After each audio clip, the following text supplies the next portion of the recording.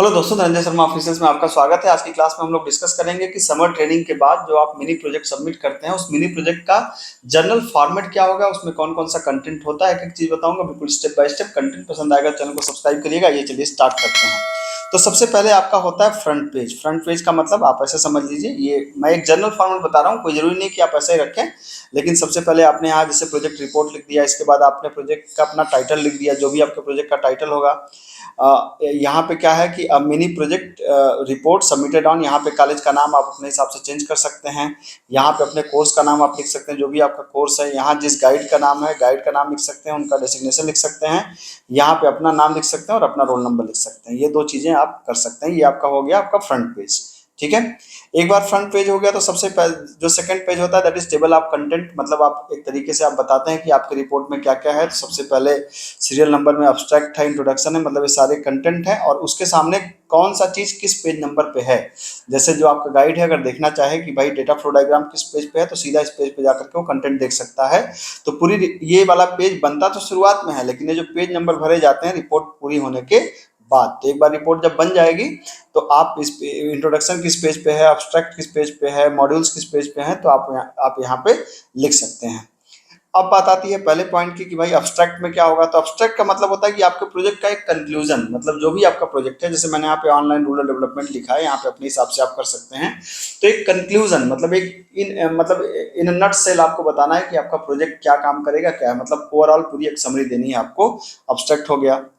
अब आपको एक एक करके पहले इंट्रोडक्शन दीजिए कि जिस फील्ड में आप काम कर रहे हैं वो कौन सा काम है, वो मतलब बेसिक अपने प्रोजेक्ट के बारे में बताना है।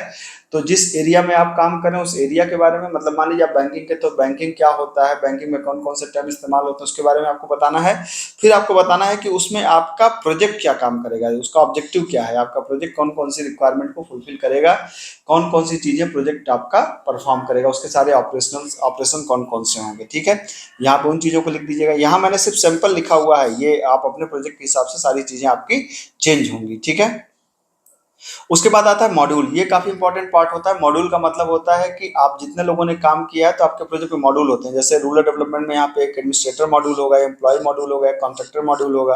तो उसी तरीके से आपका अपना जो प्रोजेक्ट होगा, कोई भी प्रोजेक्ट, लेट से आपने कहा कि बैंक मैनेजमेंट सिस्टम, तो बैंक के अंदर क्या होगा, एक कुछ अकाउंट होगा, कुछ यूजर्स होंगे, कुछ लोन होगा, है ना, कुछ पेमेंट होगा। तो मतलब जो भी आपका जो बड़े बड़े फंक्शंस हैं, जो बड़े बड़े ऑपरेशन जो आप परफॉर्म कर रहे हैं, उन्हीं को बोलते हैं मॉड्यूल। तो आपको बताना होगा कि भाई एडमिन मॉड्यूल में क्या क्या चीजें होंगी, एम्प्लॉय मॉड्यूल में क्या क्या होगा, कॉन्ट्रैक्ट, मतलब अपने हिसाब से जो भी आपके मॉड्यूल है उस मॉड्यूल में क्या क्या काम हो रहा है, तो इसको आप अच्छे से डिफाइन कर दीजिएगा कि आप में आपके प्रोजेक्ट में कितने मॉड्यूल हैं, हर मॉड्यूल में कौन कौन सा काम आपका हो रहा है, ये आपको यहाँ पर बताना है। ठीक है।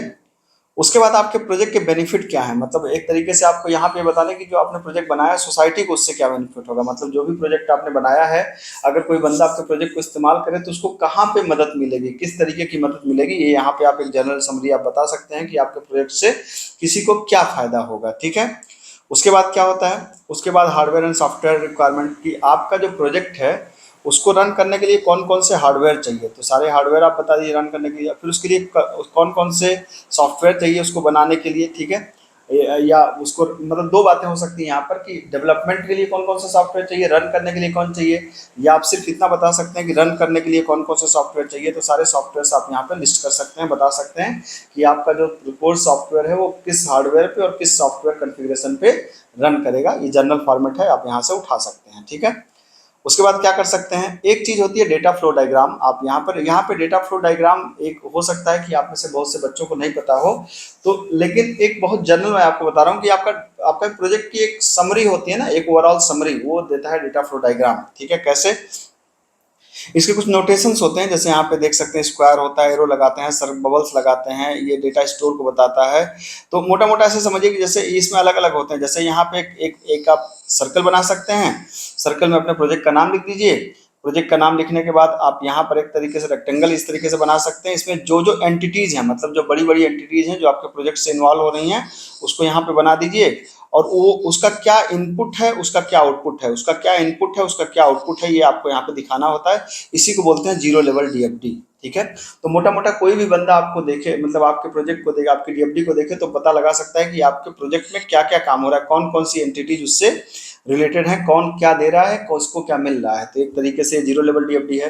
तो सभी लोग जीरो लेवल डीएफडी तो कम से कम बनाइए ही बनाइए। और अगर आपको डीएफडी का अंदाजा है और एक्सप्लोर कर सकते हैं, तो डीएफडी के और भी लेवल होते हैं, जैसे 1 लेवल डीएफडी, 2 लेवल डीएफडी। तो मैं यहाँ पे डीएफडी को नहीं पढ़ाऊंगा, मतलब ये आपको अपने प्रोजेक्ट में रखना चाहिए, कम से कम जीरो लेवल तो सभी लोग रखें अपने प्रोजेक्ट में, ठीक है।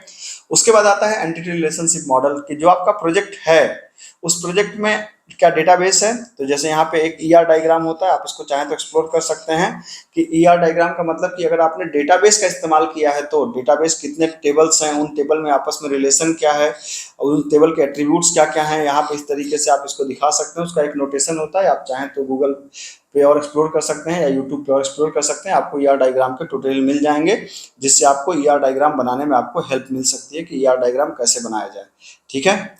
मान लीजिए कि अगर ईआर डायग्राम आप नहीं बना पा रहे हैं, तो कम से कम आप ये तो कर ही सकते हैं कि अपने प्रोजेक्ट में आप क्या रख सकते हैं, टेबल, हर एक टेबल का नाम, उस टेबल में कौन कौन से कॉलम है, अगर डेटाबेस है तो। अगर मान लीजिए कि आप मशीन लर्निंग वाले बंदे हैं, जो मशीन लर्निंग पे प्रोजेक्ट कर रहे हैं, उनको क्या रखना चाहिए कि कौन कौन सी एल्गोरिदम यूज किया है, आपको ये बताना चाहिए यहाँ पर, ठीक है। उस एल्गोरिदम का इनपुट क्या है, उस एल्गोरिदम का आउटपुट क्या है, आपने कौन कौन सी एल्गोरिदम को पाइथन में कौन कौन सी लाइब्रेरी इस्तेमाल करी है, आपको ये बताना चाहिए। लेकिन जिनके प्रोजेक्ट में डेटाबेस है, उनको ये सारी चीज़ें आपको बतानी चाहिए कि आप में कौन कौन सा डेटाबेस है, क्या क्या चीज़ें हैं, ठीक है। तो ये सारा टेबल, आपने टेबल का यहाँ पर टेबल के एट्रीब्यूट्स का नाम, उसका डेटा टाइप, उसकी लेंथ, नल है कि नहीं है, इस तरह की सारी चीज़ों को आप डिफाइन कर सकते हैं। अगर आप में एप्लीकेबल है तो, मैं बार बार कर रहा हूँ।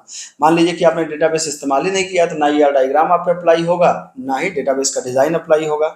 उसके बाद लास्ट में आपको लिखना होता है कंक्लूजन, कि आपने जो प्रोजेक्ट बनाया है उसमें क्या कंक्लूजन है, ठीक है। एक पॉइंट जो मैं भूल गया हूँ यहाँ पर, पॉइंट नंबर 11 में आप लिख सकते हैं फ्यूचर स्कोप, मतलब क्या क्या ऐसा आपको लगता है कि छूट गया है, जो आप फ्यूचर में जिन चीज़ों को आप करना चाहते हैं अपने प्रोजेक्ट के अंदर, या कोई अगर आपके प्रोजेक्ट को पढ़ के, रिपोर्ट को पढ़ के आगे करना चाहे तो क्या कर सकता है, वो डालते हैं फ्यूचर स्कोप के अंदर। और फिर क्या डालते हैं, एक डालते हैं बिब्लियोग्राफी, मतलब कहाँ से आपने चीज़ों को पढ़ा है, कौन कौन सी बुक्स आपने पढ़ा है, कौन कौन से रेफरेंसेस पढ़ा है, या हो सकता है आपने कोई रिसर्च पेपर पढ़ा हो तो उसका भी यहाँ पे दे सकते हैं। अगर नहीं पढ़ा है तो आप जो बेसिक एक रेफरेंस होता है कि मैंने यहाँ यहाँ से चीज़ों को पढ़ा है, आप इसको लगा सकते हैं। और लास्ट में आपको लगाना होता है इंटरफेस, मतलब यूजर इंटरफेसेस का, होम पेज कैसा दिखता है, फोटो गैलरी पेज कैसा दिखता है, मतलब जितने भी पेजेज हैं आप उन पेजेस के बारे में लगा सकते हैं कि लॉगिन पेज कैसा दिखता है, फीडबैक फॉर्म का पेज कैसा दिखता है। तो इस तरह के जितने भी प्रोजेक्ट मतलब पेजेज हैं, उन पेजेस को आप लगा सकते हैं, ठीक है। तो ये एक जनरल फॉर्मेट है एक प्रोजेक्ट, मिनी प्रोजेक्ट की रिपोर्ट की। मेरे ख्याल से आपको चीज़ें बेसिक समझ में आ गई होंगी। इसी अब ये एक मैंने सैंपल दिया है आपको, एग्जैक्टली यही नहीं करना है आपको, अपने हिसाब से आप थोड़ा बहुत कम ज़्यादा कर सकते हैं, लेकिन कोशिश करिए हेडिंग यही रखिए, डेटाबेस नहीं अप्लाई है तो ईआर डायग्राम और डेटाबेस डिजाइन गायब हो जाएगा, लेकिन डीएफडी फिर भी रहेगा। और अगर आप मशीन लर्निंग पे प्रोजेक्ट कर रहे हैं, तो वहाँ पर जो मशीन लर्निंग में जो आपने एल्गोरिदम यूज़ किया है या जो डेटा सेट यूज़ किया है, आप उसकी बात करेंगे इंस्टेड ऑफ डेटाबेस डिजाइन की, ठीक है। तो इतने में मेरे ख्याल से आपको अंदाजा मिल गया होगा। ये जो रिपोर्ट का फॉर्मेट है, मैं इसको आपको डिस्क्रिप्शन में लिंक दे दे रहा हूँ, वहाँ से आप डाउनलोड करिएगा, और डाउनलोड करने के बाद फिर अपनी रिपोर्ट को बनाइए और सबमिट कर दीजिए। बस इतना सा है, मिलता हूँ, थैंक यू सो मच।